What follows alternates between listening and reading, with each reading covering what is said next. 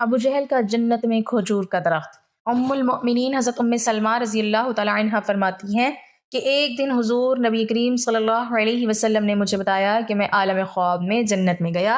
वहाँ मैंने खजूर का एक दरख्त देखा जो दूसरे तमाम दरख्तों से भला मालूम होता था। मैंने पूछा कि किसका दरख्त है। मुझे बताया गया कि अबू जहल का दरख्त है। मुझे हैरत हुई कि अबू जहल। बिस्मिल्लाहिर्रहमानिर्रहीम। अबू जहल का असल नाम उमर बिन हशाम और कुनियत अबुल हकम थी, जिसकी वजह से वो अरब में अबुल हकम के नाम से जाना जाता था। रिश्ते में हज़रत उमर रज़ी अल्लाह तआला अन्हु का मामू और इस्लाम के अजीम सिपा सलार हज़रत खालिद बिन वलीद रज़ी अल्लाह तआला अन्हु का चचा था। आम लोगों का ख्याल है कि अबू जहल को ये नाम इस्लाम ने कम इल्मी और नाख्वानदगी की वजह से दिया था, जो कि बिल्कुल गलत है।